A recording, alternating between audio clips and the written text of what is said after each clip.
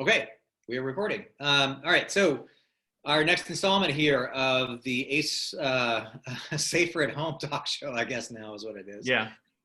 is with, I called him, I think he was a little reticent to accept this, the most prolific living Knoxville writer on the planet, right? And I don't know, I don't have a At lot of least data to currently, verify that. yeah. But I think with all the books you have out there, but anyway, I'm sorry, we won't. This is Alan Gratz. So Alan Gratz, thank you so much for coming in today and Thanks, I appreciate you having me.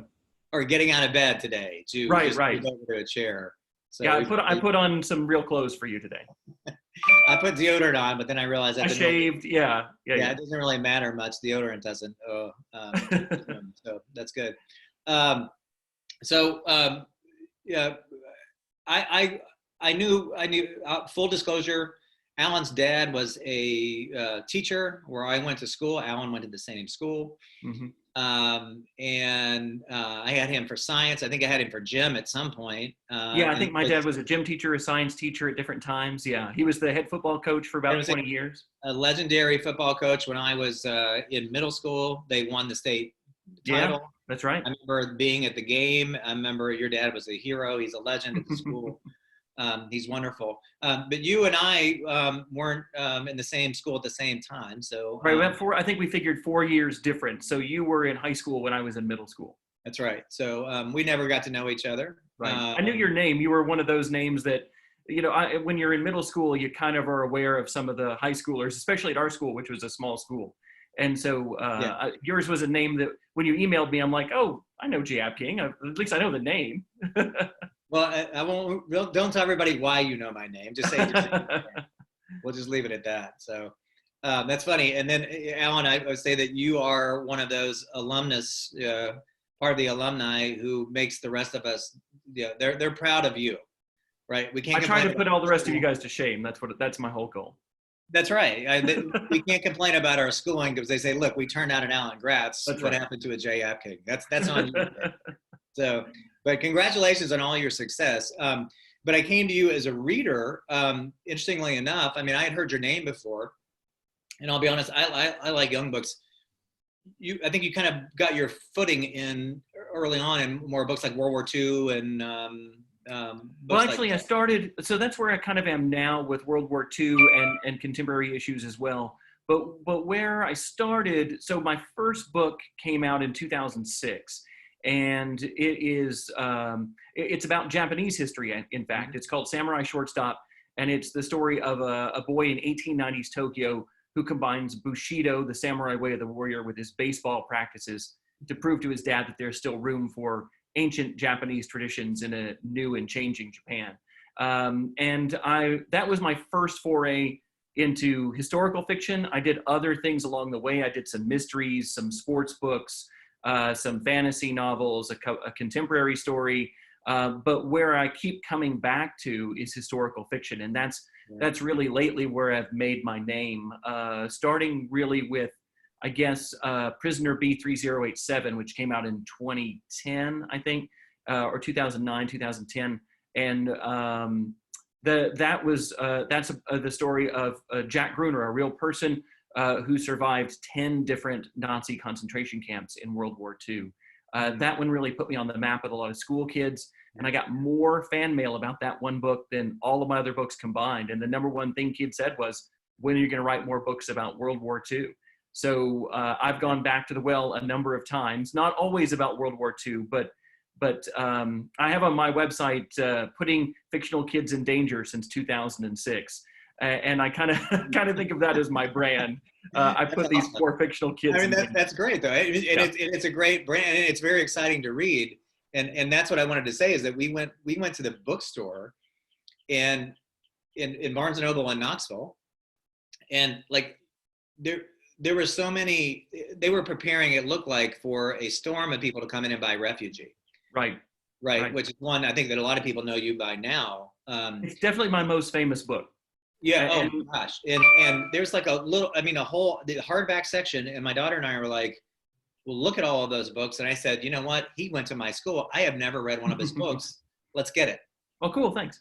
And we did. And we decided to do, and I found this out just today, by the way, but we just said we're going to read it. And it was my daughter's suggestion. She said, let's read this out loud. And you read the 2 male parts, and I'll read the 1 female part. And we did it. We absolutely loved it, Alan. It was such a great book. That's and awesome. A great way of us learning in an enjoyable way. I mean, we learned so much about. Yeah, it's always weird because I hand my books to kids and other readers, and I'm like, I want to say, like, I hope you love this, even though it's like really hard stuff. So it is, but it's educational, but it totally engaging, and it's not fun. Right. It's a hard situation for all 3 kids, but man, you got wrapped up in those kids right away. Thanks. I try to write the books so that they are thrilling, so that they're books you don't want to put down, but also have a social element to them that makes you think about them long after you put it down when you're done with it. And when you're reading it, you want to talk about those issues and explore those issues. Okay, so let's talk about that. So how did you come up with this? How did you decide that this is how you wanted to do it? And was it a lot of trial and error, or you tell the story? Yeah, a little bit of trial and error. Like I said, I started writing whatever I was most interested in, whether it was a fantasy or a mystery or historical fiction, that sort of thing. And so let me jump in for a second, because there's people reading. So I think that's an important note to make, is that if you're going to be a writer, and I think a lot of people think they have something to write about, but it is about writing the thing that if you make me write about sewing, it's not going to be a very interesting book, because that's not my thing. Right. So we often hear the advice to write what you know. And I don't usually give that advice, because if we only wrote what we knew, we wouldn't have stories about dragons. We wouldn't have science fiction stories. Right. I mean, so when you hear that advice, it's a good place to start. Certainly if you're looking for a subject, you can certainly look for something you know about, and that's easier to write about. But what I always tell people, instead of write what you know, is write what you love. And that's what you're getting at here, is that if I told you to write a story about sewing and that wasn't your thing, it wouldn't be great. Yeah. And if somebody asked me to write a romance novel or to write a vampire novel, it wouldn't be great, because that's not the kind of thing that I'm drawn to as a reader. So I was just trying to write the kind of books that I would have loved when I was a kid, and that I still do as an adult. So we think we could sum it up as saying, write the type of book that you want to read. Absolutely. Yeah, I think that's probably a good write the story you want to see in the world. That might be your story. It might be a story from your life, your community, your family, something like that. It could be something that's totally outside your own experience, but a story that you haven't read that yet and that you want to see out there. So I think that's where a lot of it starts, is you read things that you enjoy, you watch things that you enjoy on television and the movies, and then you say, oh, but where I wish that story had gone. Yeah. And that's a great way to go. Okay, so then that's my next question for you, is then how did you, what was it that inspired you to start doing it how you were doing, and then what took you in the direction that you went? Sure. And how did you perfect what you're doing? Like I said, Prisoner was really a shift for me. I had been writing stuff that I loved, and I love all of my earlier books, and was writing baseball stories and history and samurai stuff, and I'm into all of that stuff. When you lived in Tokyo, right? I was there for 2 months. I didn't live. I went over there as an artist in residence for a school, and got to be there and live in an apartment for like 2 months. I've never lived there like as a citizen, that kind of thing. I wish, but I did spend some time in Tokyo. It was amazing. Okay. Right. I didn't mean to interrupt. But no, it's all right. And that was actually after the fact. It was because I wrote Samurai and was interested in Japan that I got invited to go over, which is pretty cool. Great. So no, but for me, I kind of found my real niche in writing when I realized what I'd been doing, writing books like Prisoner. A book that followed that was Code of Honor. Code of Honor is a story of a high school senior whose older brother is accused of being a terrorist. And my main character, Cameron, he's Persian American, and he is fighting prejudice here in the United States. It's post 9/11, and people are looking at him differently. And he's going to also try and figure out if his brother really did this stuff and how to stop him if he did. And I realized after that book, and the next book I wrote was about the Hitler Youth, that what I was writing were social thrillers. That's kind of the watchword I've been using, the phrase I've been using for my own work. Like I said, they have a social element to them. They might deal with prejudice. They might deal with hate crimes. They might deal with terrorism or refugees, or how an innocent kid is sort of brainwashed into becoming part of the Hitler Youth. Yeah. How you become a zealot for an evil cause. So I realized what I was doing was right. And at the same time, I was writing books again that I was hoping that you couldn't put down.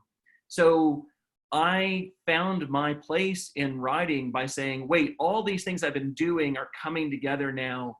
And what I really I have something I want to say about the world. I have opinions. I have a viewpoint, and I'm going to put those into exciting stories that you want to read, and then challenge you to think about these things that I'm thinking about as well.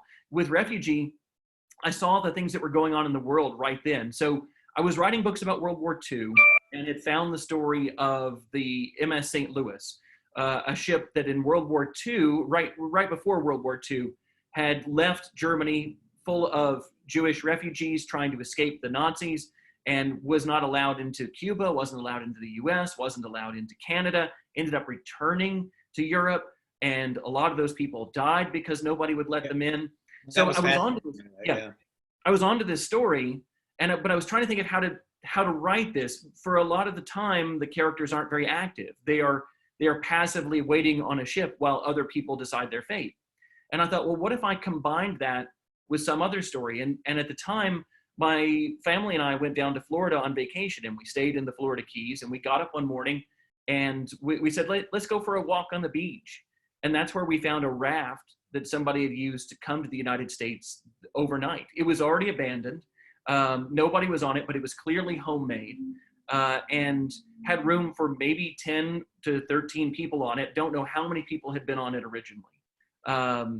And still to this day, I don't know what happened to the people who were on it. I don't know if they made it here safely or not. Yeah.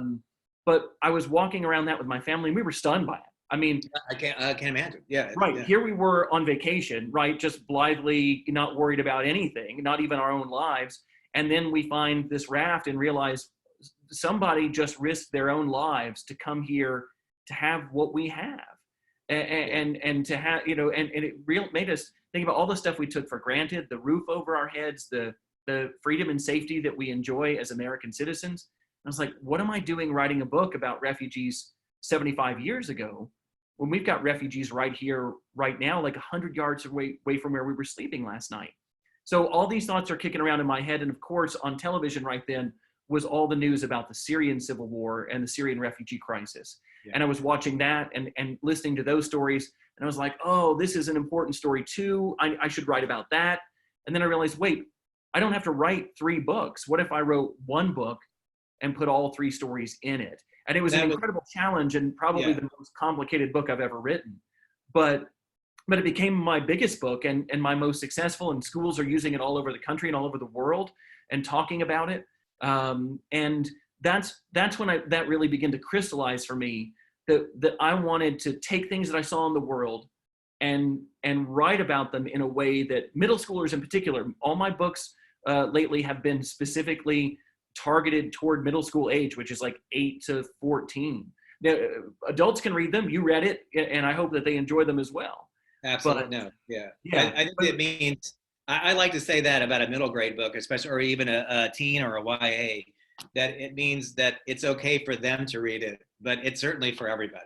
For everybody else, right? So we often say like 8 and up, or for a YA novel, like 14 and up, that kind of thing. And I really do hope that adults read them as well. But my target age is always middle schoolers, because I want them to start thinking about this stuff. And the truth is, middle schoolers are thinking about the world at large. When you and I were in middle school, I don't know about you, but I was pretty oblivious to what was going on in the world. Absolutely. Right? No doubt. But today, you and I were talking about this before we started recording. Today, kids have the internet. They have 1,000 channels on television. They've got text and everything. They've got a world of information in the phone in their pocket that you and I didn't have unless we went to the library. And so, like, kids they're going through active shooter drills when they're in kindergarten. They are seeing racist and intolerant stuff from politicians on the news. Yeah. They're going to school with refugees and seeing refugees come to their communities. The world is coming at them at a younger age than it did us. Like like it's easier for the world to come at middle schoolers now. And I want to write books that let them explore those things that are coming at them in a safe environment, and start to ask questions and form opinions of their own. Yeah, I mean that's great, and I think it also, the target age you're talking about. I remember learning in philosophy class in college. By the way, we both graduated from UT. Yeah.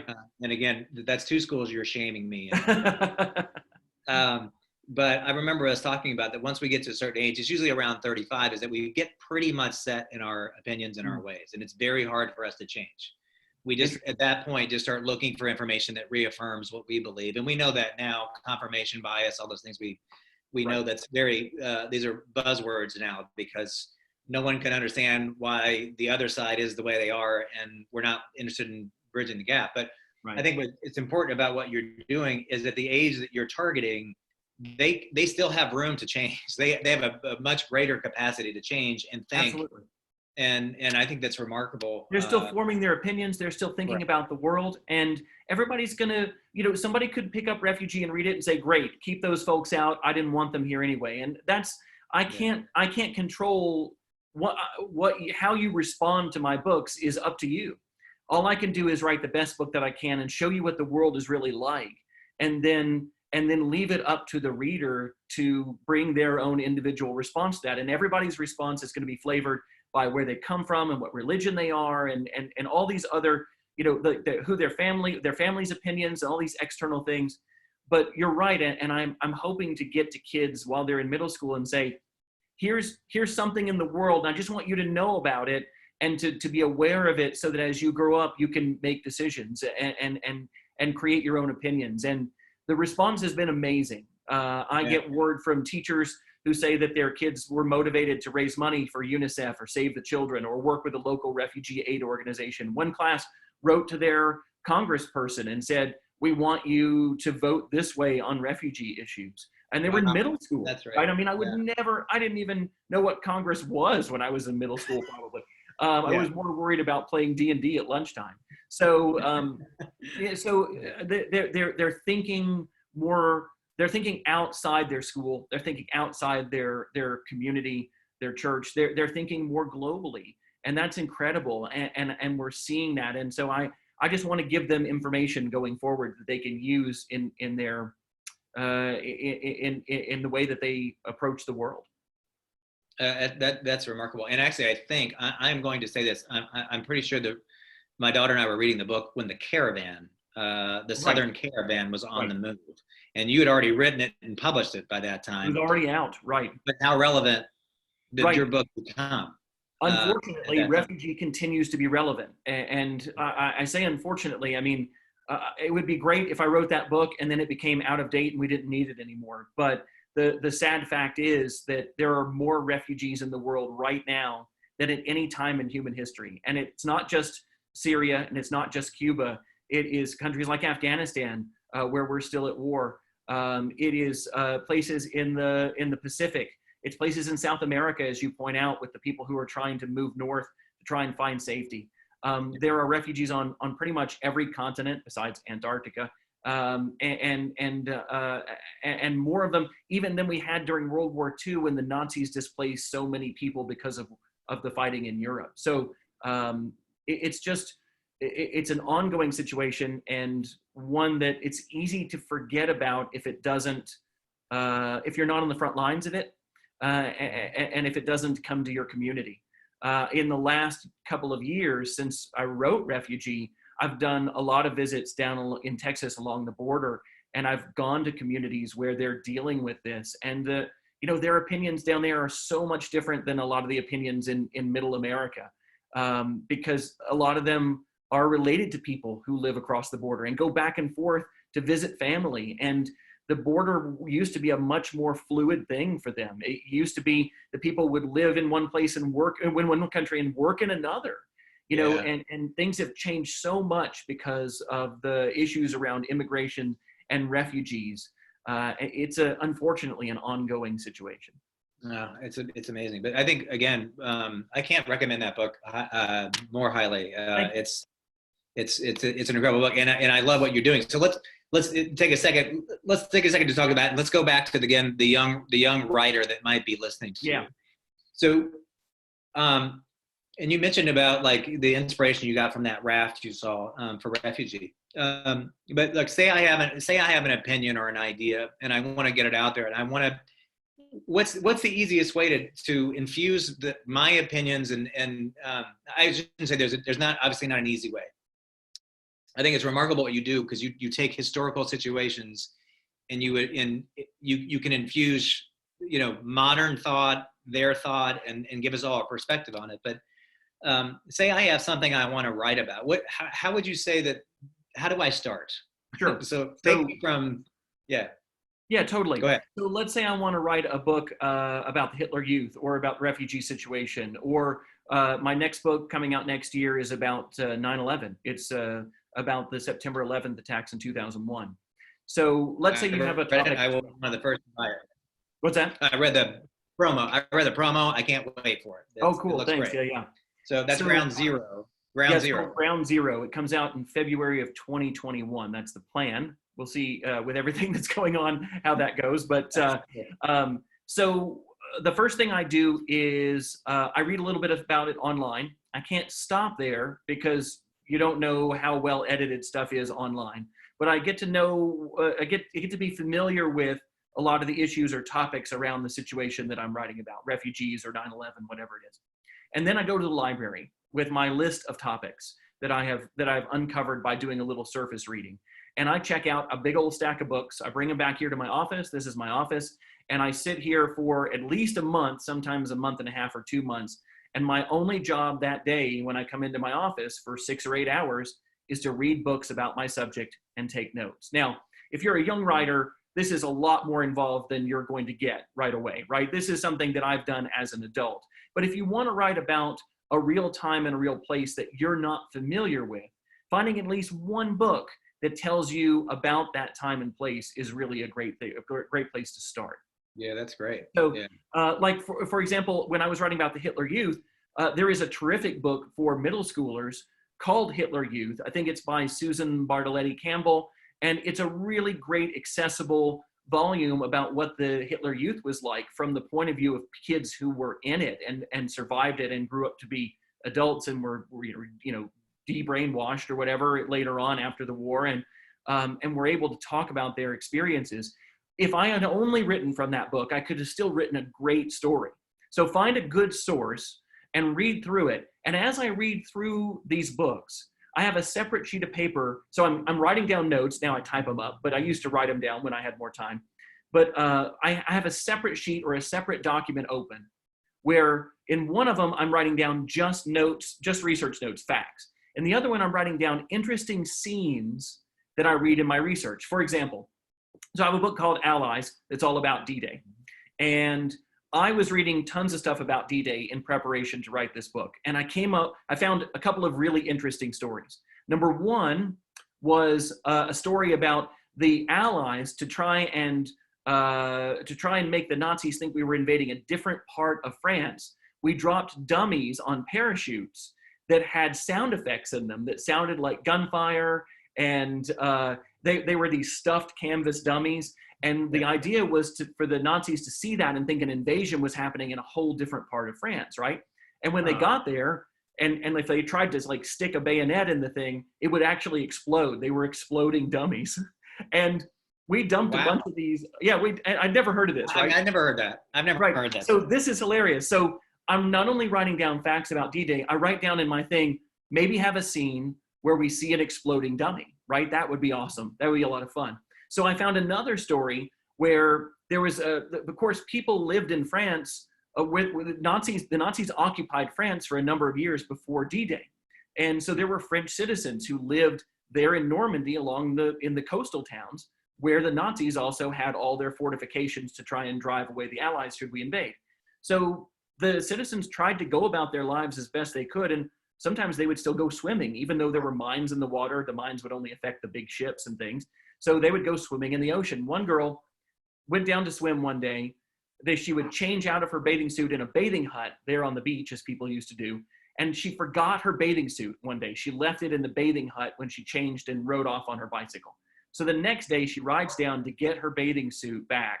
And it happens to be June 6, 1944. It happens to be D-Day, right? Yeah. It is the day when all this fighting is going on between the Allies and the Nazis. Oh my God. She finds herself right in the middle of this. All she did was come down and try and find her bathing suit.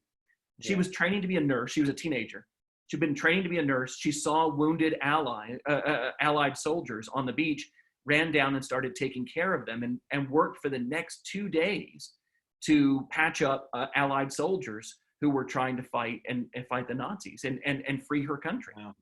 An incredible story. She ended up meeting her future husband, was one of the English soldiers she took care of.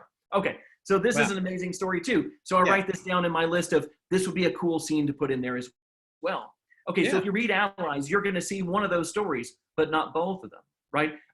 In my first draft, I was putting in everything, all these cool stories, and I would link these different things together. But as I edited and revised the book, the story about the dummies fell away because I realized I wasn't going to tell any story in the book from a German point of view. All of my points of view ended up being Allied points of view. And the only time you'd see one of those dummies is if you were one of the German soldiers who saw them coming down. So that story did not make it in the book, but the bikini story did make it, or the bathing suit story. I don't think she was wearing a bikini, but the bathing suit story did make it in the book because that one fit. It was somebody from the French countryside that I could have be in the book. So while I'm reading about a time and a place, I'm looking for interesting anecdotes and stories that I can fictionalize. Then the key here is I don't write about that real person, because if you write about a specific real person, I've done this once when I wrote about Jack Gruner in Prisoner B3087, but I was working with Jack to tell his story, right? Otherwise, what I do is I read about other things that happen to people, then I fictionalize those events, and I drop a fictional character in the middle of everything that's going on. So my tactic is read about a time and a place, a thing that you want to write about. Look for interesting stories within that.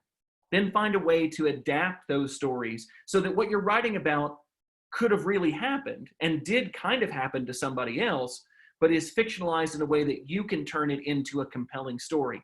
A lot of people's real life stories are not, they don't make great books, right? Yeah. A lot of us, something really interesting might happen in our lives, like me finding that raft on the beach, but that's not going to be the beginning and middle and end of an epic story, right? For me, it was inspiration, and it led to me writing a book, which is really meaningful to my life, but not particularly interesting to read about me writing a book, right? Instead, that moment inspired me to say, what was life like for the people on that raft? What if I wrote that story? Not about me, but the story is about those people on that raft. And so I'm always looking for the stories of people who've gone through extraordinary experiences and trying to relate those experiences on the page. Okay, that's great. And this is wonderful. So I'm going to take you in a different direction here. Sure. So say I don't have a historical area that I particularly fond of or know a lot about, but I have a message I want to tell. So let's, for the sake of argument, say, okay, let's global warming. Okay, sure. Whether you stand on one side or the other, right? But say I have an important thing, I want to write a book about global warming. Do you like the idea of trying to find comparable times in history? Or how would you start with that? Okay, I'm going to give you that. This is funny because after Ground Zero, the next book I'm going to write is about climate change. And so I've been, this is pretty psychic of you. I'm actually tackling that very question right now. How do I approach this? Because climate change, global warming, is this huge issue and something that happens slowly over a course of time, right? It's not something that itself makes for a great story. So what I always look for, whether I'm writing about the Battle of Okinawa or climate change or 9/11, something, whatever the event is or the thing is, whether it happened in one day or over the course of decades, I'm always looking for how it affects real people, right? That's the key. So if you have an issue that you want to write about, the key is to write from the point of view of a person who is affected by that issue, right? A person who is at the heart of that issue. And that means sometimes doing some homework and doing your research, because I wasn't at the heart of the refugee issue. I needed to find the stories of people who were. I needed to research that and learn about the lives of people who were refugees. who are refugees and write about that. Climate change affects us all, however, but some more than others. So my plan right now is to write all of those stories in the present day, but do 3 different kids. One, perhaps a kid in California whose home is being consumed by a wildfire because of the drought conditions there. Another idea is to do a famine situation in Africa because of the change in temperature and the way that crops don't grow there. And another one is maybe to do flooding in the Pacific because of tsunamis and the change in weather patterns and that sort of thing. But the key is probably endless. It is. Hurricane. There's tons of things I could write about, right? And to me, it's a matter of like choosing which ones I am going to write about. I could have written about refugees we talked about this, from all over the world. The reason I chose those 3 is because they either spoke to me in that moment or were connected to me in some way, right? I mean, I was already looking at stories of World War II, so I found the St. Louis. I found the raft on the beach. That connected me to the Cuban story. And then I was watching things on television about Syria right in that moment, and that's where the Syrian side came from. If for somebody else, somebody who is more connected perhaps to the people trying to move north through Mexico to come to the United States, that might be the way that they wrote a story about immigration and refugees, because that connected more to them. So find something that you connect with, whether it's just because, for me, I wrote about samurais because I loved the whole idea of samurais and Japanese baseball. So I didn't have a connection to that really, besides an interest. So you can just be interested in something, explore it. But then the question to always ask yourself is, how can I write about a person, a fictional character that you create, but a person who is affected by this? Personal stories are what make historical fiction come to life. That's the difference between a textbook and historical fiction, right? I could write a story, I could write a textbook about the Hitler Youth. That's what Susan Bartoletta Campbell's book is. It's nonfiction. It is a textbook. But by creating fictional characters and making them have stories and families and things that you care about, I can pull you into that history in a different way than a textbook can. Yeah, that's great. That's great. Okay, so let's shift a little bit about like the actual just the process of writing, and I think it's sure. It's kind of funny for kids. I noticed this in performing arts in general. When everyone starts to do, like, a kid's going to sit down and they just have read Refugee, and they're going to sit down and say, "Wow, I just read this great book. I want to be a writer because I just read Alan Gratz's book Refugee." And they write, and then they sit there and read what they write, and they're like, "Man, I'm terrible at this. I can't do it. I can't be Alan Gratz," right? And let's talk a little bit about that. I think we tend to, and I noticed that in performance as well, because I don't think people go see a play, and my background's theater, and so people will go see a play, and they're like, "I could never get up there and do that," but they don't really realize all the preparation and how bad we all were when we first started, or the first time we got up on stage, even with a new script. You might have been a professional actor for years, and you've got a new script in your hands, and you stand up and you try to start to walk it around. You're still bad. You're bad at first until you shape. So let's talk about the writing process as that's concerned. So yeah, I think one of the curses of being a creative person with taste, a creative person who is able to judge other creative works and say, that's good, that's not good, is that when we start anything as a creative person, we're always bad at it because it's our first attempt, right? And there are very few geniuses in this world. I had a professor at Tennessee who used to say that there's a genius born into the world every 500 or 600 years. The rest of us really, really have to work at it. Yeah. And I think that's absolutely true. Sometimes you have a genius born who can play the piano right off the bat, and they're amazing at it, and everything they do is wonderful. For the rest of us, there's those first missed notes. There are those endless hours of practice. I worked on my writing. I knew I wanted to be a writer since I was a kid. And I was writing stories in middle school, and I was writing stories in high school, and I went to Tennessee and I studied creative writing at the University of Tennessee. And I graduated and I kept writing, and I was writing books, and I was writing plays, and I was writing screenplays, and I was writing comic books. And I wasn't published. I didn't sell anything until I was 30 years old. But I've been trying to do it since I was a kid, right? And now it's much easier today to get your stuff out in front of people. You can self-publish something on Amazon tonight. But that doesn't mean it's necessarily ready to go. And I'm really glad that I wasn't able to send out to publish a lot of my early stuff. People might look at my books and say, oh my gosh, Alan Gratz, he's a great author. I could never do that. But you don't see, first of all, the years that I spent, the 15, 20 years I spent writing and getting better and learning about my own voice as a writer. One of the first things that I did, and I always encourage kids to do this, is fan fiction is a great way to start writing when you're young. When I was a kid, the very first thing that inspired me to be a storyteller was Star Wars. It came out, the first movie came out when I was 5, and it had an enormous impact on me. I saw it in the theaters over and over again. I would pretend to be those characters, making up stories in the backyard. I had all the action figures. And when I started writing stories, I wrote stories about those characters. And eventually I learned how to write with their voices. I didn't have to create those characters. They were already created by George Lucas and all the other writers and creators and actors who worked on those projects, right? So I got to take pieces that were already built and play around with them and practice my writing skills. Later on, I started creating my own characters and my own worlds, but it's so much easier to start with somebody else's. Now, you can't sell that stuff. You can't publish that stuff. And a lot of kids now, because they can, they're like, I want to get published when I'm 5 years old or 10 years old. I'm like, slow your roll. It's okay. I wrote a story about a wizard. It's great. Right. Yeah. And I always tell them, share it with your friends and family, put it online for people to read and enjoy. That's cool. But it took me a long time to find my own voice as a writer. And I tried writing in different people's styles to practice.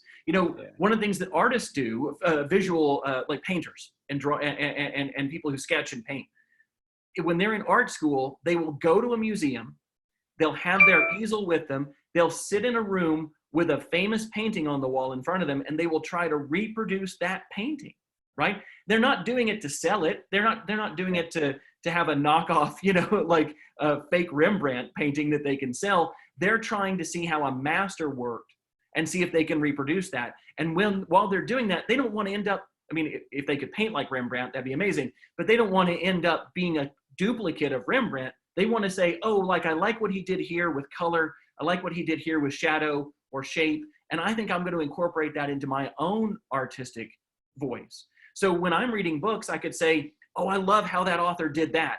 I want to try and do that. And I don't like how that author did that. I'm going to not do that. Some authors write with very flowery prose, very long sentences and deep descriptions of places and things. That's not my style at all. My style is much more like Hemingway. I can't write like Hemingway. He was a master, but I emulate Hemingway by writing more simply and more directly, right? And so I could read other authors and say, oh, I like that piece of that and that piece of that and that piece of that. And I don't think I really started to get my own voice until, probably until I was about 30, when I finally got something published. And I think that's why I got published, is because I was finding my own voice as a writer. So I would say, and I've probably gone far afield from your question, but no, I think this is great. When you're starting out, a lot of it is finding your voice, and it means experimenting with different styles. Just like an actor will experiment with different ways of bringing a character to life and different voices, and a painter will experiment with different styles, and a dancer with different movements. Not every dancer is great at every form of dance, and not every painter is great at every form of painting. I'm not great at writing poetry. I'm terrible at writing poetry. My poetry comes off as stilted and unnatural, because that's not where my talents lie. There are other writers for whom poetry, it just flows from their pens, and they're amazing poets. I've never been that way, but there's other poets who could never write a novel. So it's a matter of finding where your talent lies by a lot of experimentation and a lot of practice. That's the other thing. A lot of people say they want to be writers. A lot of people say they want to be actors. A lot of people say they want to be musicians or what have you, but they're not willing to put in the time that it takes to practice. It's almost, I don't know if you're an advocate of it, but I remember reading Outliers and that whole 10,000 hours with... I'm a big believer in that. I'm a big believer in the 10,000 hour rule. That I think the reason that I was finally publishable at age 30 was because for the previous 25 years, 22 years, I had been practicing my writing. And a lot of that was junk. A lot of it was stuff I would never want to show to anybody. And that's fine. It's like a person who's shooting free throws to practice to get better at that. You're going to miss a lot of them. And that's embarrassing, and it clanks off the rim. But the thing is, the more you practice, the more that ball goes into through the hoop. And when you're in a game, then you're suddenly making your shots. And, you know, and some people are born with this magical talent to put a ball through a hoop. But a lot of other people have to train and practice over and over and over again to get that skill ingrained in them. And writing is the same way. Yeah, I think that's right. And I think the message is that, you know, they write, it's not good. They think I'm not a writer, and they're done with it. And they don't realize that, you know, that like a book, like, let me ask a simple question. Do you know about, like, when you start writing your book, about how many words do you do a day? Like, how many, do you have a goal in mind? Yeah, so I break up my books into stages. So the first stage is research, right? So my goal isn't to do any writing that day, just to research. Then once I have enough scenes set aside, like I was talking about, to where I think I have enough scenes to make a book out of, like enough to string together to make a story, then I stop and I write those out on note cards. And right here behind me, you can see my big board. Yeah. And the yellow stripe is nothing but decoration, so don't worry about that. But all those little note cards on there are chapters from my Ground Zero book. This is the book that I just wrote. And I figure out the whole story up on this board. And that process of creating that outline takes me a whole other month after I've done research. So I outline every chapter, make sure I have the story exactly as I want it. Then I take those cards back over to my computer, type them up more completely. Then I move all my research over into each of those chapters. So I can say, like, oh, if this chapter is one where my kid is trapped in an elevator, here is some information about what the elevators were like on 9/11 in the World Trade Center. Or if this is about that girl going back to get her bathing suit on D-Day, here are the scenes from that, the notes from that. So once I'm ready with that outline, then I'm finally ready to write. So my research and my outlining usually takes 2 to 3 months. And at this point, I haven't written a single word of the book. I've outlined it, I know the story, but I haven't written a sentence, a bit of dialogue. If I have an idea for that, I'll type it up somewhere, but I set it aside. That's not my job right now. My job then, when I have all that organized, is to finally write the first draft. And because I've done all of that work to prepare myself to be creative, I can usually write 7 to 10 pages a day. That turns into, I can usually do about 3,000 words a day. Now that's a lot. And some other authors, they'll write 200 words a day. And that's also fine, because they might be discovering the story as they go. I do a lot more work, so that when I'm ready to write, I open up my document that says, here's what today's chapter is. I'm writing chapter 7 today. Here's exactly what happens. And here's all the research notes I need to make that story come to life, right? So I can sit down and knock out that chapter. If I was making up a story from scratch, I wouldn't get nearly as many words done. So a lot of kids ask me about, like, how I get over writer's block. So if you're watching this and you don't know that term, writer's block is when you want to write, you have time to write, you've got an idea, you sit down at your computer or your notebook and you're like, all right, go.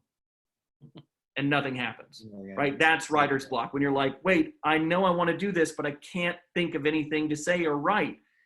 I used to get writer's block all the time. I still do when I'm in that outline phase, when I'm figuring out what the story is, right? I'll say, I know what happens in this chapter, and I know what happens 2 chapters later, but what happens in between there? And maybe that whole day I don't figure it out. I sit there the whole day thinking about it and I don't figure it out. But I wasn't also expecting to get words written that day, right? And I think this is where a lot of people run into trouble. They sit down and they try to do 2 things at once. They try to figure out what happens in a story. That's a huge thing. And then how to tell it. That's 2 massive jobs, right? Yeah. I split those up, right? I split those up. So I figure out what happens, that's my outline. How to tell it is the words and sentences and paragraphs that bring that story to life when I'm ready to write that down. And my outline gives me a roadmap to follow. So I still experience writer's block coming up with what the story is. But when I'm ready to write, wow, I can sit down and bang out 3,000 words a day because I've already done the heavy work of figuring out what happens. Now I have to figure out how to tell it. And I might rewrite the same paragraph 10 times that day because I'm now trying to figure out that part. But I'm not trying to do the work of figuring out what happens and how to tell it at the same time. So my advice to people who run into writer's block is try splitting it up. Try and outline your book. This doesn't work for everybody. There are as many ways to write novels as there are novelists. So I'm not saying that creating an outline is the only way to write a novel. It's what works for me. Ellen Raskin, who's passed away now, but she's the author who wrote The Westing Game, which is an amazing mystery for middle schoolers. It's great, one of my favorite books for that age. She wrote this great mystery with all these twists and turns and suspects and clues.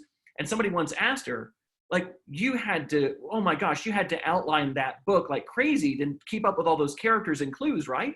And she said, oh gosh, no. She said, if I knew what was going to happen in the end of the book, I'd be too bored to write it, right? So she just made it up as she went, because for her, the excitement of writing was discovering the story. For me, the excitement of writing is putting those puzzle pieces together and making them fit and then bringing it to life on the page. So writing a book is different for everybody, just like I'm sure acting is different for everybody, and playing sports or playing an instrument is different for everybody. You come to it with a different goal and a different way of approaching it. My way is to come up with an outline and then write the book separately. Then, of course, once I'm done with that draft, that doesn't mean the book is finished. I think that's what's interesting. Yeah. Right. And this is the other part of writing that people don't often see, especially kids. I used to think when I was a kid that authors sat down at their keyboards and typewriters and, pearls flowed from their fingertips as they wrote, and they were finished and pulled it out of the typewriter and said, send it off to the printer, it's done. Well, as an adult, of course, I realized that this is totally not the way things work. Most of the time I go through 7, 8, 9 different edits of a book, major revisions of a book before you ever see it. The first ones can be massive, massive rewrites. For Allies, the first draft had a totally different main character than the second draft. Like, wow. I took out the whole main character, chucked him, put in a new person for the second draft. I mean, that's how big a revision. And you can't just plug him in. You've got to it changes everything. Everything. It changes everything. And so I was rebuilding my outline and changing, looking up new things for research that I didn't know I needed.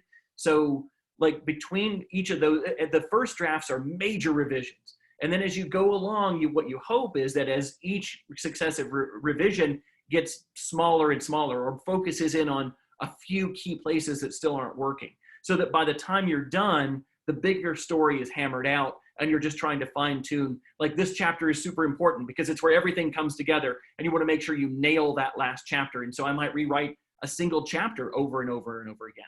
As a kid, I never understood that. I didn't want to rewrite. I hated rewriting. I still hate revision. It's my least favorite part of writing a novel. I can't stand it. But I do it because I know my book is going to be 1,000 times better at the end of that process. Absolutely. So, well, let's even relate it to, like, say that a student is going to be listening to you, not even necessarily about the story, because all kids have to write at school. They have to write something at some point, whether they're typing it out on the computer or actually freehanding it, whatever. But they're writing an essay. They can do with the J. Apking method of school, which was to, wait, it's due tomorrow at 8. Well, I better start writing it at 10 a.m. or 10 p.m. the night before. But I didn't get time to revise it. I didn't get time to read it over and over again. So I think what we're saying is that maybe, everyone thinks like the idea is going to put it down in pen and you finish it. And then you think, all right, this is great because I really feel good about this. And then you don't read it. You got to reread it and reread it. And two things on this. First, when I wasn't until I was in college that I first, it was even after college that I learned that lesson. But when I was at Tennessee, I had this professor who was one of my favorite professors, John Manship White. He's passed away now too, but one of my favorite writing teachers. And I did some of my favorite short story writing that I've done for some of his classes. I took a class on mystery and detective fiction writing and science fiction writing with him. Those were fun. And I would turn these stories in and he loved them and he would give me good grades. But remember really clearly on one of them, he wrote, Alan, you're a good writer, but you need to learn discipline. And I was like, what does he mean? Does he mean I need a spanking? I don't understand what this means.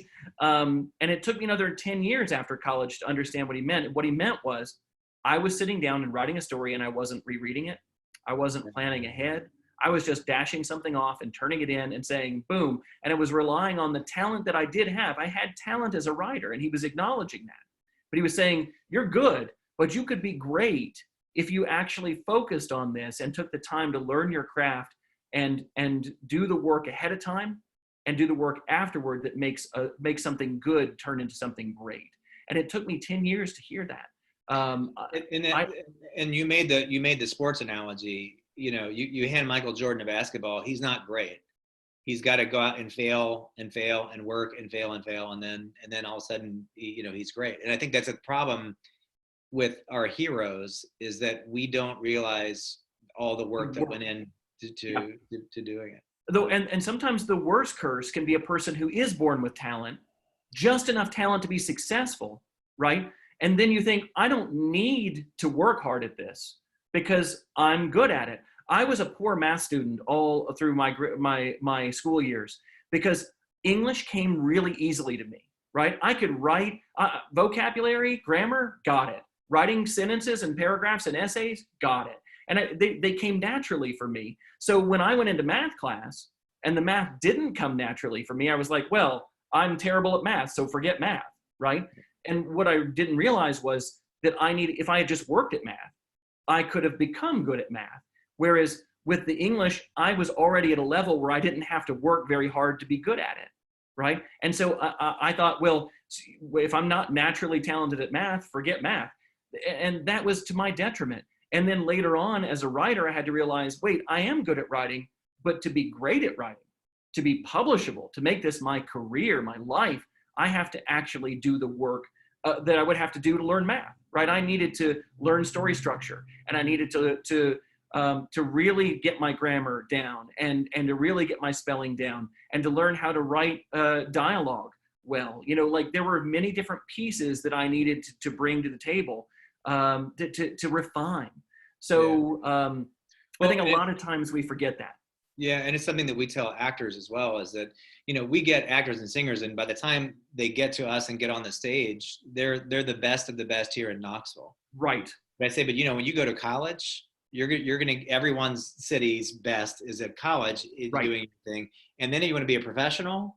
Well, that's just and so you have to start doing the things that are going to separate you, because at some point you're going to get up to a level where everyone's just as talented as you are, and you've got to find that thing to separate.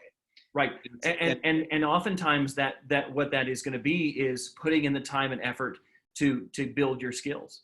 I'm a successful writer now, but there are still people who are more successful than me and who have more awards and things that I would love to achieve, and that means me upping my game to another level. Right? Yeah. Even though I'm making a living as being a writer, that was always my dream.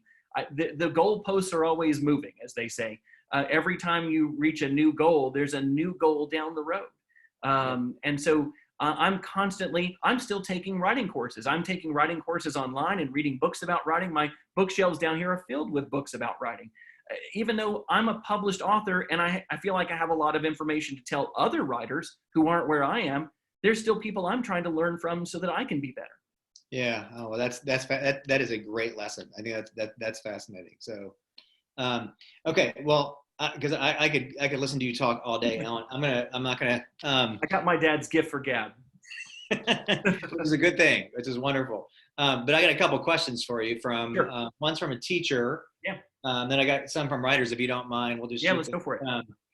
So the teacher, and by the way, the teacher is somebody from Oak Ridge, and she's had you come to their school. She loves you, thinks you're. Yeah, I've been out there a few times.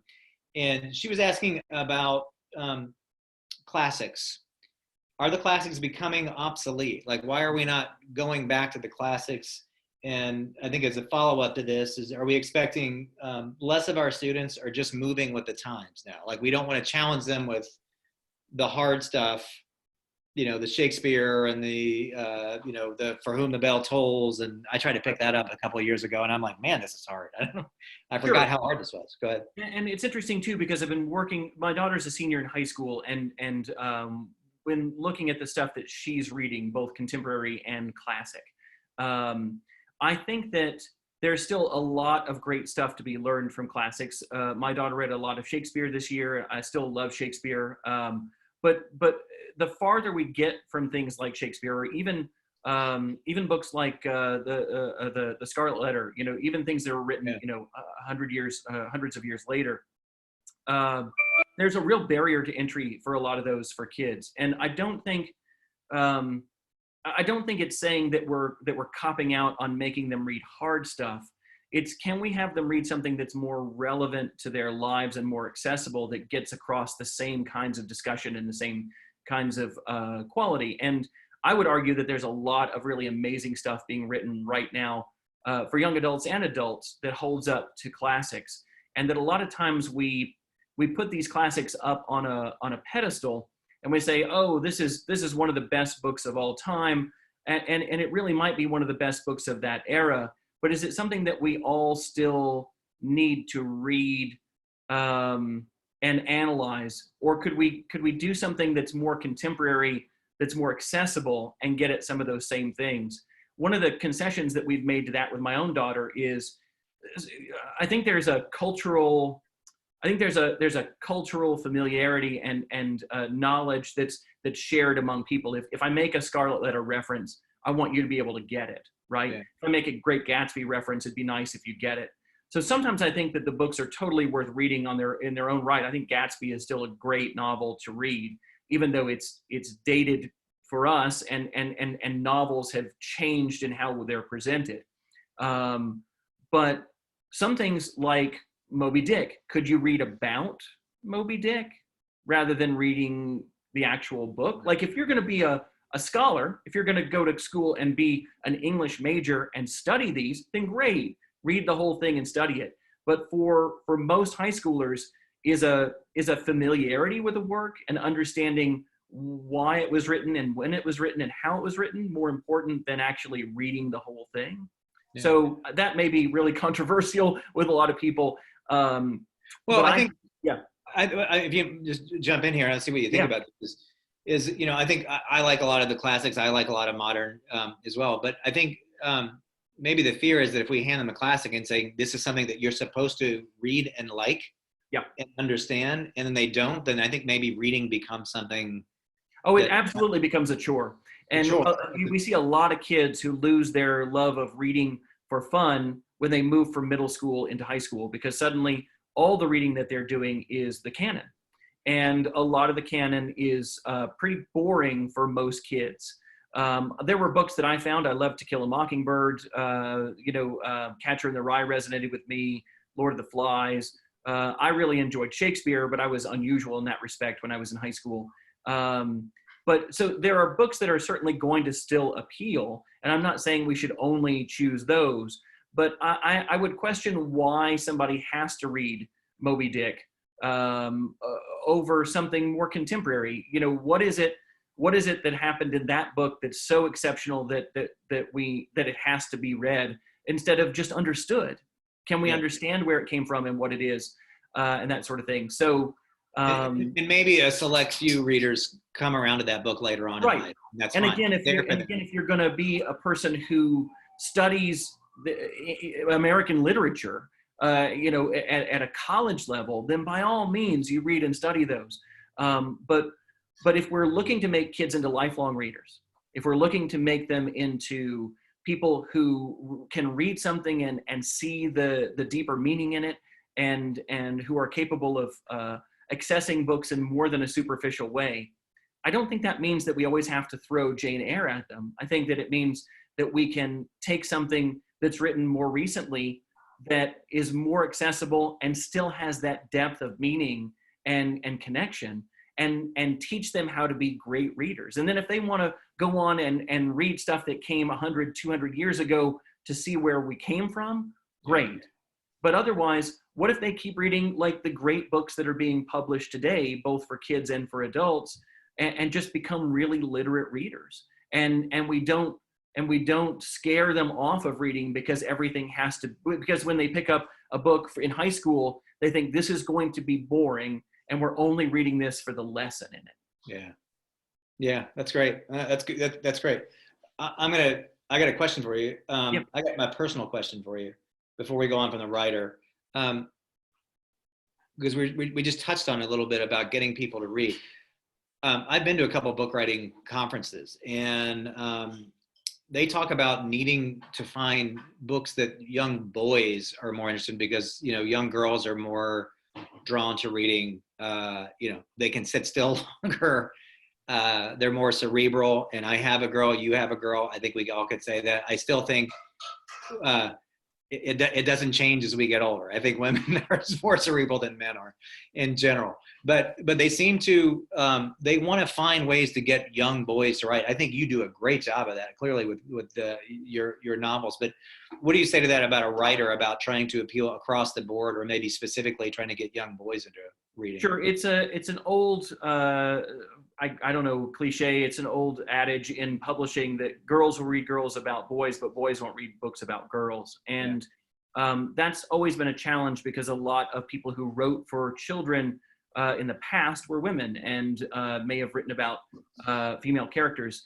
But I like to challenge that idea by saying that, first of all, when we tell boys that there are boy books and there are girl books, what we're doing is we're telling boys that reading about girls is not important to them, and not something they should worry about. And I think it's fundamentally one of the problems with a lot of the gender problems that we're having today, is that a lot of boys are brought up in this sort of macho kind of, you don't read books about girls. That's not what boys do. And I think that if boys read more books that had girls as protagonists, they might really begin to understand a little bit more about the other side of things. So I do write books that people call boy books. I didn't set out to do that, and I do have as main characters sometimes girls, and I'm trying to work more girl characters into my books as main characters as well, so that when boys do read them, they're seeing somebody else be the hero besides a boy in a book that they picked up. But it is true that a lot of boys fall away from reading, particularly in middle school. Again, I think a lot of it gets back to them getting books that don't really engage them, or that they're not really excited to read about. So rather than it being really about whether the main character is a boy or a girl, I think that it means a story that grabs you from page one and doesn't let you go. And I think that's something that both boys and girls want out of a story. Girls may be a little bit more patient with stories that don't do that than boys are. But I think that's one of the things that kids, that both boys and girls have really responded to with my books, is I try to get right to the story, tell you what the problem is by the end of chapter one. And then Elmore Leonard once said, all those boring parts of books that you skip, don't write those. And so I try to take that. I try to take that to heart. If there's a boring part that I would have skipped when I was a kid, I cut it, and just get on with it. Not every writer does that. Not every writer for kids does that. So to me, I think it's a matter of writing books that are engaging and grab you and won't let you go. Adults, as opposed to kids, will read a book and say, well, nothing's really happened for 100 pages, but I'm going to give it another 100 pages and see what's up. Yeah. This got a good review in the New York Times. I'm going to keep reading. That's right. I'm supposed to like this book. Right. No child has ever said that in the history of the world, right? So instead, if they get to the end of the first page, the first chapter maybe, but the first page even, and they're not engaged, they're going to put it down and go do one of the 1,000 other things that interest them to do, right? And so my job, I love my television, I love my Xbox, I love movies. I don't think any of those need to be taken outside and shot.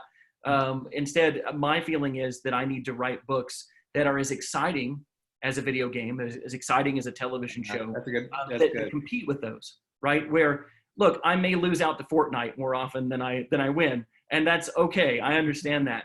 But my challenge is to write something where the kid's like, do I play video games tonight, or do I read another chapter of that Alan Gratz book? And if I'm even in that conversation, then I feel like I'm winning that battle. So I would say that to write books that appeal to both boys and girls at this age is to write something that is immediately engaging, that challenges them, not necessarily in a reading way. I want my reading level to be on their level, but challenges them mentally, challenges them to think about their world, to challenge their assumptions about the world, but also cliffhangery chapters and short descriptions of characters.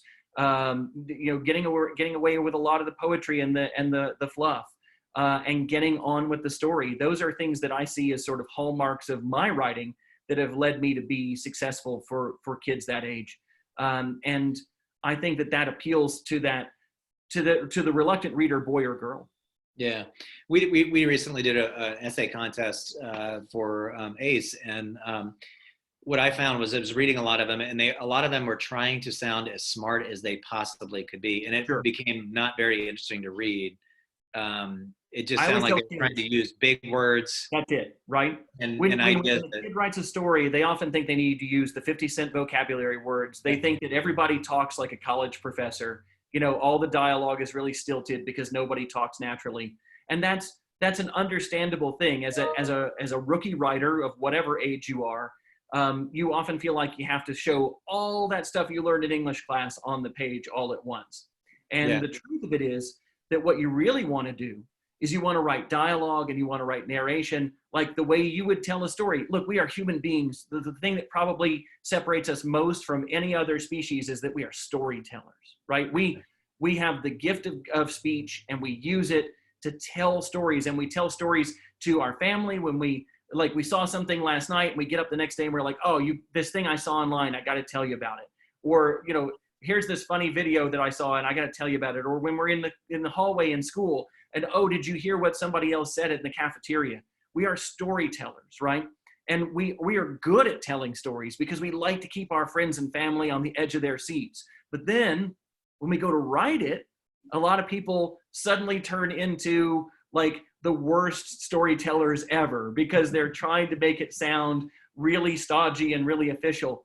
So I always challenge kids. how would Hemingway tell this story? That's You know? right. Yeah. How would Faulkner write this story, right? Forget all that stuff. What you Yeah. want to do is you want to tell the story in your voice, the way that you would tell that story. Some of the best books that are being written right now that are written in first person have these really dynamic voices where that's not the voice of a classic novel. It's the voice of a real person.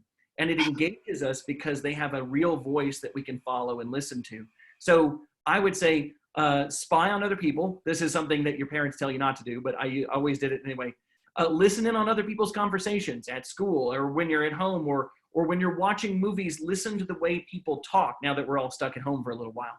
But you know, when you're able to get out, and when you're in a school situation, listen to the way people talk in the cafeteria and the way people talk in the hallway and before class. Not during class, not the teacher teaching you something, but the conversations that are happening on the sides. That's where you get an ear for dialogue, right? And then also think about when you're writing the narration of a story, write it like you're telling your best friend an interesting story, not like you're writing a story you're going to turn in for English class. How would you tell this story and make it the best, like keep somebody on the edge of their seats as you tell it? And I think that's how you really write a great story, is doing it the way you would verbally. And you know, when we talked about revision a little bit earlier, and I'll throw this in, if you're not going to revise 10 times like me, that's fine. You're in middle school or you're in high school. I didn't do it either. But one of the best things you can do that's simple and quick, reread your story when it's done out loud, right? Yeah. If you read what you've written out loud, you're going to hear when the dialogue doesn't work. You're going to hear when the narration doesn't work. When an actor is, you know this from your side of things, when an actor is practicing their lines and they read them out loud, they start to find the rhythm of those lines and they find which lines work or which ones need to be tweaked a little bit to make them more natural. The same thing goes with writing prose. If you want to write really good dialogue and really good narration, read it out loud. And if you stumble over it, your readers are going to stumble over it 10 times more than you did because they don't know what's coming. Yeah, and we learn a lot in my writers group. Two people present each month, and one person reads the other one, so they get to hear it out loud from another person. And oh man, do you hear all the things that when you wrote? Right. Boy, right. I can't. I thought that was so good when I wrote it down on my computer, and now hearing it out loud from someone else, it's not good, you know. Right, and you realize things that are open to other interpretations that you didn't mean. And you're like, whoa, I didn't mean that. Hang on a second, I need to rewrite that so that people get what I'm really trying to say here. So that's hearing yourself read things out loud, or having, like you said, somebody else read it out loud who's never read it before. That's gold. Those are terrific simple, quick ways that you can do revision that has a real noticeable effect. Yeah, so that's a good lesson. I think that even have a friend read your essay out loud before you turn it in. Yep. And I'll give you some. Okay, I'm going to ask you some writer questions here. Sure.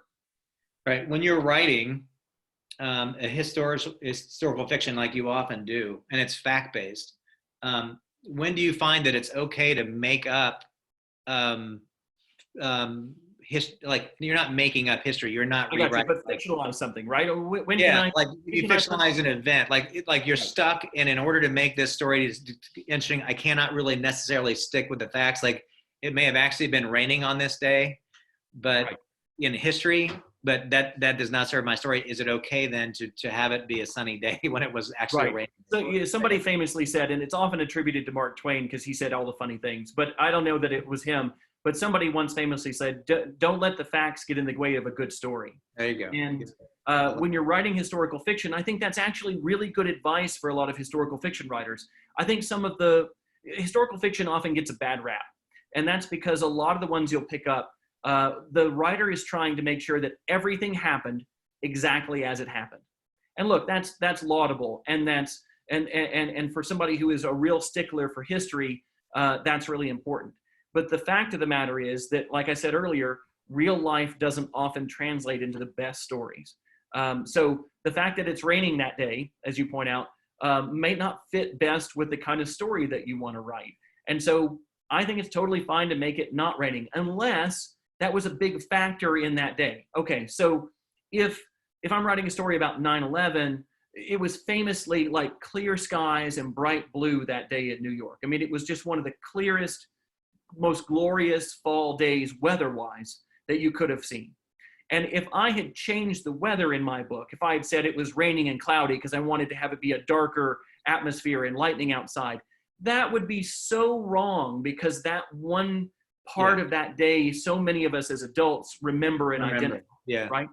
So I have to be really careful. I can change little things that don't matter. But if something is big and it does matter, I can't mess with that. As an example, in Project 1065, my book about the Hitler Youth, my kid ends up trying to save the life of a scientist who's working on the atomic bomb, right? He is a part of the Manhattan Project, and he's come to Europe to try and recruit another scientist and bring that person back to work on the bomb project. And there was a real move to do this. The Operation Paperclip was famously this military operation that went into Germany in the last days of the war and tried to grab German scientists. The Russians were doing this too. I've heard this on Throughline, but go ahead. Right, there we go. Yeah. So this is a real thing, Operation Paperclip. I love the random name of it. And the Russians and the Americans were both grabbing German scientists who've been working on the V2 rockets, because we all knew the next stage of scientific advancement was building rockets and getting into space. So the Russians are stealing people. We're taking people back to the United States. That all happened really right at the very end of the war and after the war. I wanted to use that in my book and have that be a part of my plot, so I moved it up by a few months. Now, if you're a real stickler for history and you read my book and you're like, wait. Operation Paperclip did not start until 7 months after this book takes place, then you're not going to enjoy my book. Yeah. But I get it. You're still, Right. For me, I took a real thing, Operation Paperclip. I didn't change what it was. I left what the operation really was, to grab scientists and bring them back. I just moved it up so that I could condense it into the time period of my story. And in my author's note, I tell you that I did that, just in case there's somebody out there going, wait a minute. So your author's note is So for me, an author's note is a place where I can say, here's what I did. Another example, in Prisoner B3087, that is based, like I said, on the true story of Jack Gruner, who survived all these concentration camps. When he really did survive 10 different concentration camps. But when Jack was a kid, the war started when he was 10. He got out of the camps when he was 16. When he was surviving the camps, he wasn't looking around thinking, oh, someday I'm going to write a book about this. I should remember what the barracks look like and what the people sound like and what their names are. He didn't remember any of that stuff. He remembered what happened to him, how he had to hide under the floorboards from Alan Gratz to try and not get captured, how he had to tried to steal bread from another kid who was dying and then ended up, giving it back to him because he felt bad. Like the things that he did, the things that happened to him, he remembered really, really clearly. The other stuff, not at all. So Yeah. I had to go back in and do a lot of research into the Holocaust to bring those parts of the story to life that he wasn't able to give me himself. So was the weather exactly like that the day that I'm writing about it for Jack? I don't know, because he doesn't remember either, right? So there are little details like that that don't matter. Did he have to go on a death march in the dead of winter? Yeah. And so I make sure that it's the dead of winter and not the middle of summer when he goes on that march, right? So the things that matter to the story, you got to keep right. You also just got to watch out for anachronisms. You can't have, Abraham Lincoln skateboarding. You've got to make sure that that you stay true to that time period and don't push things too much that direction. The other challenge here, and I'll throw this out really quickly, is making sure that your characters don't act like kids from 2020 in a story that's set in 1870, right? And this is a huge trick. And the farther back you go, the harder it is. Oh gosh. Right. Yeah. And writing about other cultures and other countries and other mindsets is also difficult. When I wrote Grenade, I had to put myself in the shoes. One of my two characters is an Okinawan boy in 1945. So I had to think like a kid who'd been raised on the island of Okinawa and was a kid during World War II. That's different than the way an American kid in that time would feel. And it's way different from the way an American kid right now would feel. Absolutely. So sometimes I've gotten criticism from people about my books. Like Samurai, one person wrote and said, how can you be advocating that kids do these things? And I'm like, whoa, I'm not. I'm just telling you what kids in 1890s Tokyo would do, right? Yeah. I'm not saying that's what we should do today. But if all my kids were like, liberated and intellectual and knew everything about the world that we know today, back then it wouldn't fit. So that kind of accuracy is key as well. Yeah. There's real quick, there's a great book called Outcast of Time. Have you heard about this book? No, I don't know that one. You should read this book. You'd love it. A guy named Mortimer. I'll tell you more about it off the, but I'm going to remind me to tell you about it. Yeah. Okay. Next question is, when you're writing, and you write mostly middle grade, how graphic do you feel like you're allowed to be with young readers? Like okay, so Refugee it wasn't graphic. I wouldn't say that there was some horrific scenes that I could imagine physically. It was emotionally graphic. Right. Thinking of the situations that these kids were in, and there was some drowning and things like that went on in Refugee that was hard to read and experience. Right. But I still didn't get a scarring image or anything like that. So how graphic do you feel like you can be with a middle grade book? You've got it. And the concession that I make is this. So when I first started writing harder books for kids, and I mean harder meaning the content, the subject matter. When I started writing books about tough subjects, like with Prisoner, I was talking to my editor and I said, okay, they were the ones who said, we want you to write a Holocaust novel for middle schoolers. And I was like, okay, so I can do that, but I can't sugarcoat the Holocaust, right? Like that's not going to happen. Like I have to write about this exactly as it happened, because if I make this seem any better than it was, any lighter than it was, then that's doing a huge disservice to the people who were victims of it, whether they survived or not, right? And so they were like, we understand, do it. So the only concession that I make when writing books about tough subjects for kids is, as you point out, I will tell you that people drowned. I will tell you in the Holocaust that there was medical experimentation on prisoners. I will tell you in Grenade that he watches friends blow up in front of him who are shot or hit by bombs. What I don't do is describe the blowing up, describe the drowning, describe the torture in graphic detail, right? So I like the way you put it. I try to be emotionally true to the story and tell you what happened. Kids want to know what happened. But what I don't have to do is describe every little grisly detail of that on the page, right? And so this is where books become a great safe place for kids to experience something difficult, as opposed to a television show or a movie where you're going to see it, right? Like if you watch the first 30 minutes of Saving Private Ryan, you're going to see what D-Day was really like for those guys coming up off the beach. But that is some hardcore stuff. Yeah. And I can do the same thing in Allies without having to show you the gory stuff, right? I tell you that it's happening, but I don't have to describe it or show it in graphic detail. And that's the only concession that I make to writing books about tough subjects for kids, but an important one. Yeah, and I tell you what, it makes you. You said it at the very beginning about how you want the book to stay with you after you've read it, and that's part of, I think, the effectiveness of your books is that it did. All you need to know is that you saw the people around there witness a loved one drowning, and then you're left to just sit there and imagine what that would be like for yourself. You don't need to spell it out. You don't need to spell out every single thing. And one of the things that we forget is that kids are really great at self-censoring.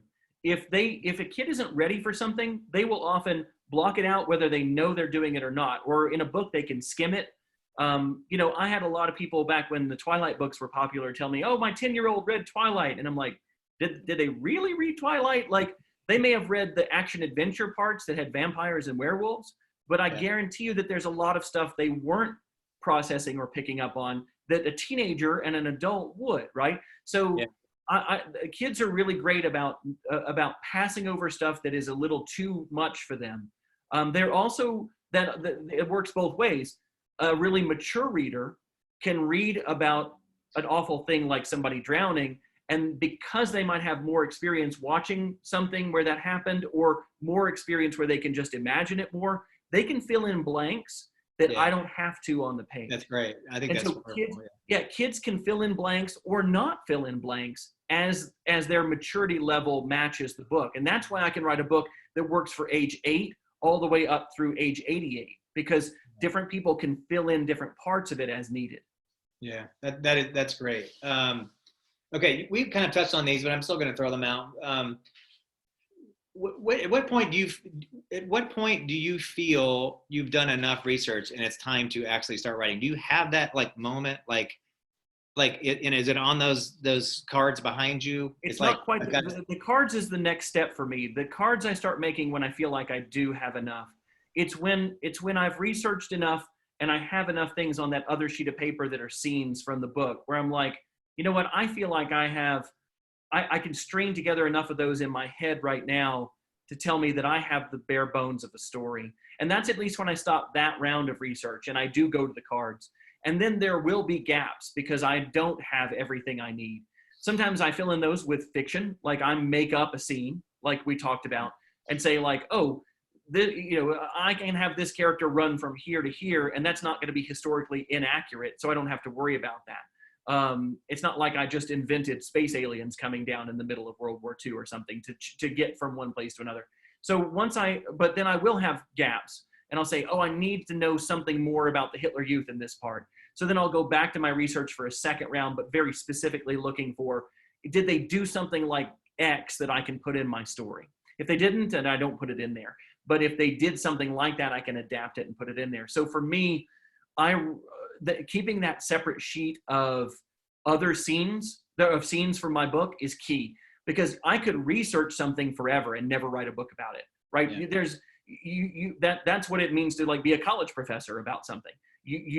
If you're going to be a college professor who knows everything about Japanese history, even during a particular time period, you're going to be learning for the rest of your life.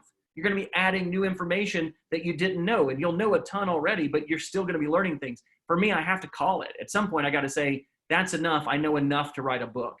And that's a difficult thing. Some people take 10 years to research a book. You can't say specifically, here's the moment. Right. It's hard to say that. For me, though, it's when I see the story, when I have enough scenes pulled from my research to be able to be able to think I have a beginning and a middle and an end of a story.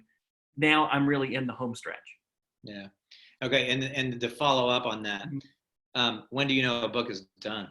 When your deadline hits and your editor says it's done. Yeah, when they tell you. There's another famous quote, and again, it's probably Mark Twain or somebody, but somebody said, "No book is ever finished. It's just abandoned."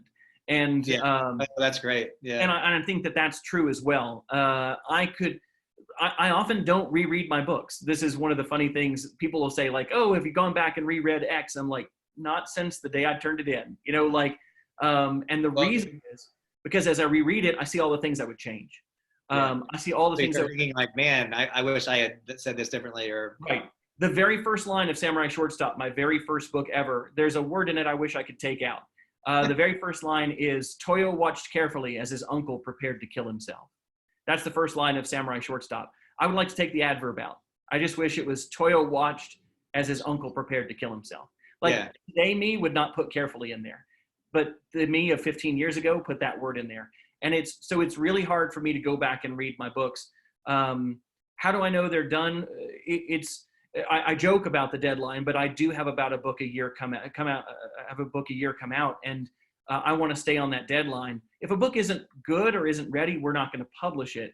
But there's a certain point where you're just editing to edit, where you're just rewriting to rewrite, and you're not making the book better, you're just making it different. And I think that that's the point where if you get to that point and you feel like I'm not making this book better, that's the time that you're done. Now, for me, when I'm writing a draft at home without an editor looking at it, that point, I get to that point, I'm like, that's as good as I can get it. Then I hand it to my editor, and she reads it and writes notes in it and says, no, you're wrong. Here's a bunch of places you can do better. And then I go back and I'm like, she's right. I didn't see it before, but now I see it and I can go back and redo those. When she and I both get to a place where we're like, I'm not sure there's a whole lot of places where this can be a whole lot better. It can be different, but not better. That's when we know we're done. Yeah. So again, I think that shows the listener here how many steps are involved and how long from the idea that you get to a book going on a shelf. How many eyes have seen that book? And after my editor and I are done, that's not done, because then it goes to a copy editor, a whole other person who reads through it and looks at all my grammar and all my spelling and all of my facts in there and tries to make sure, like if I have a character holding this in one hand and this in one hand, and the next scene they shake somebody's hand, they're like, wait, how can they shake their hand if they're carrying two things? And it's like, oh my gosh, who cares? But the copy editor does, and it needs to happen. So a copy editor looks at it, other editors, and sometimes the publisher will read my book. So a lot of eyeballs hit these. For you and your stuff as writers right now, having at least one more person who can read your stuff critically, not just like your parent who's going to be like, you're awesome, you're going to be a best-selling author. That's great to hear, but having a friend or a teacher or even a parent who can be a little bit more critical than that and read your stuff and evaluate it and tell you where you can do better, tell you the stuff that's great, but also where the stuff that you can do better is invaluable. And that's tough. One of my first readers is my wife. When I finish a book, she's often the first person to read it, and she'll tell me what's not working, and I get really mad at her and don't talk to her for a couple of weeks. But then I realize she's right, and I fix it, and we're all good. But hearing criticism about your work is not easy, and you shouldn't take every bit of criticism that you get. Sometimes my editor says, oh, I don't think this is right, and I push back and I say, I do. I really believe in this. And she will say, okay. So it's me listening to her and her listening to me, and both of us coming to find a common ground. And so that's important too. When somebody gives you a critique on your work, you don't have to do everything. Do listen to everything, because it's somebody else telling you what they didn't understand or didn't like about your story. But if you feel passionate about part of it and you think, no, this part really is important to me, you got to leave that stuff in there. Yeah. Well, and I'll say that, being in a writer's group, I remember when I first joined it about 4 or 5 years ago. And I remember when I first turned something in, I was like, I can't wait for them to read this. They're all going to love it. And they had so many problems with it. And it was painful. Yeah. Right. And they're like, I didn't understand this. They're like, what do you mean? I didn't understand this. Now, when I write, I can't wait to turn it into them so I can go get their feedback and their critique that I so desperately crave now. Because at first I was wanting to use them as pat on the backs, like, well, you're really good, keep going with what you're going. And then I've learned that this writers group is really about I'm handing myself over to them to make me better. We all want that. We all want to hand something to somebody and say, oh, that's amazing, don't change a word, it's perfect, right? The truth is that there's always something that can be improved, especially in a first draft. A good thing to remember when somebody hands you their work to read. So a lot of times in a writer's critique group like Jay's in, you read each other's work and you discuss each other's work. So a great thing when you are critiquing somebody else, don't just tell them what is not working, tell them what is working. Tell them the parts you like, tell them the parts that were delightful or that they nailed, and then also tell them the parts that aren't working. And it's not your job necessarily to tell them how to fix it. Just tell them the problem that you had with it, and then let that author go and find a new way to approach that. But when you're critiquing other people's work, it's equally important to tell them what is working as well as what's not. What you like first. Yeah. And, hopefully there's something in there. There's got to be something in there that you liked. There's something in every, no matter if I go see a movie and it was terrible, there's probably something in there that I still laughed at or liked, that I would point to and say, oh, that's a good piece. I like that. So always find some positive as well as the negative. Speaking as somebody who's had a lot of critiques of his work. Well, and the more you do, yeah, I mean, good Lord, you're a New York Times bestseller. You're gonna, and now with Amazon, you can go and feel how thousands of people feel about your work. You probably don't want to get on there, do you? Goodreads is the devil. I never go on Goodreads. Goodreads is just awful. They say the meanest, nastiest stuff about your books, and they'll do that on Amazon and other places. And sometimes professional reviews totally don't get your book and just run you through the ringer. I've been lucky to not have too many of those negative reviews, but I've had some, and they hurt.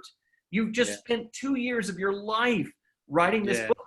You've poured your heart and soul into it. You believe in it. You love it. And then somebody reads it and like crap. And you're like, wait a minute. Wait, there's got to be something in there, right? So look, you can't please everybody.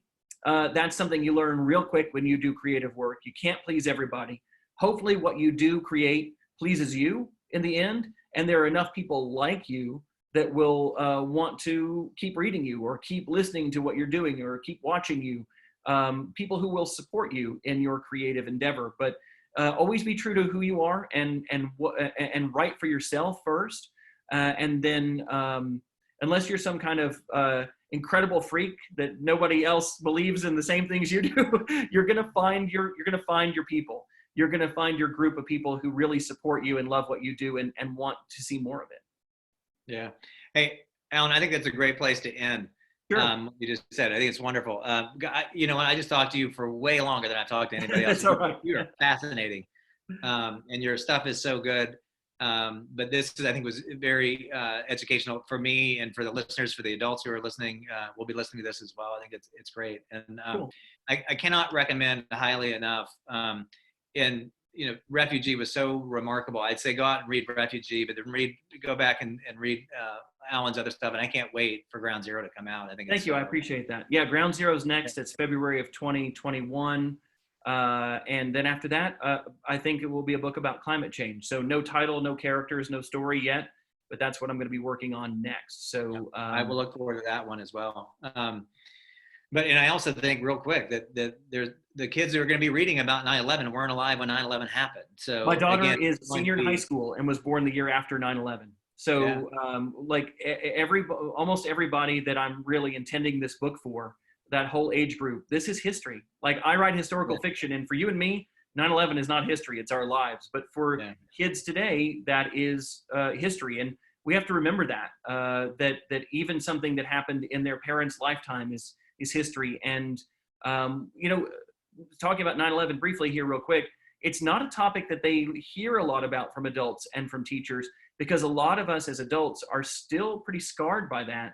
And it's a difficult thing to talk about.